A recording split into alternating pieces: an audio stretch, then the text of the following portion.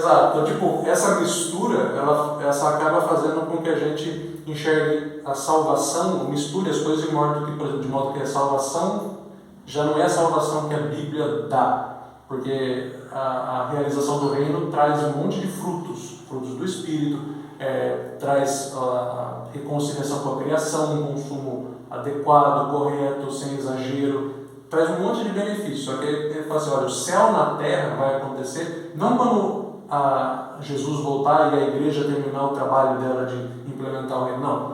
O céu vai chegar na terra quando a agenda do meu político, ou do meu partido, etc., for cumprida.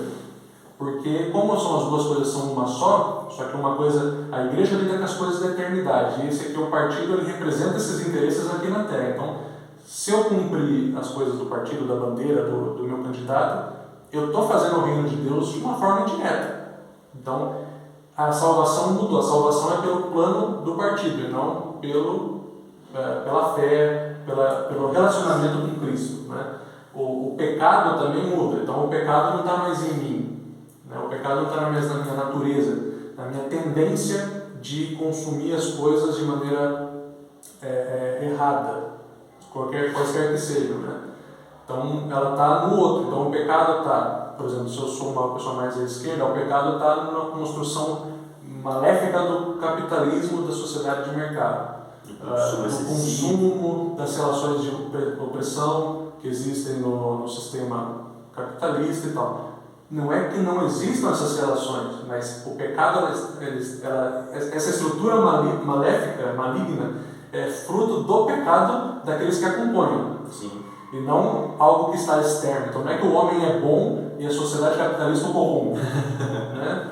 E do outro lado não, o homem é bom, só que a gente ele tem que organizar o mal está no socialismo, está na esquerda, o mal nunca está em mim. Então o homem é bom o suficiente para, por exemplo, andar armado sem risco. Todo mundo pode andar armado, né? Uma pauta bastante recorrente nessas conversas.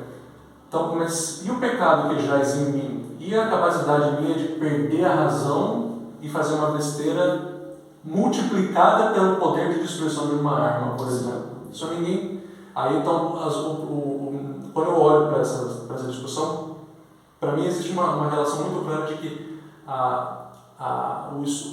o caráter do ser humano, quando você olha por essas duas ideologias, mais à direita e mais à esquerda, as duas enxergam o ser humano de uma maneira completamente diferente que a Bíblia enxerga. É uma utopia, né?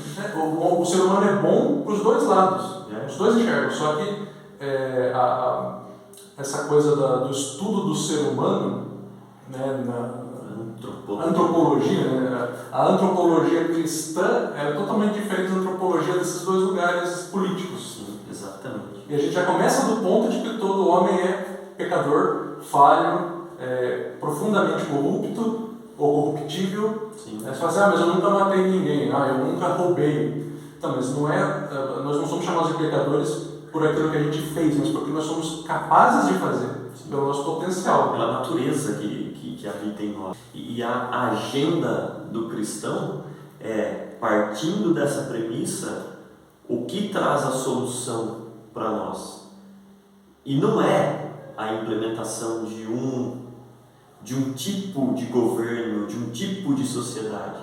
Exato. Mas é a vinda do reino, que se faz a partir de Cristo Jesus.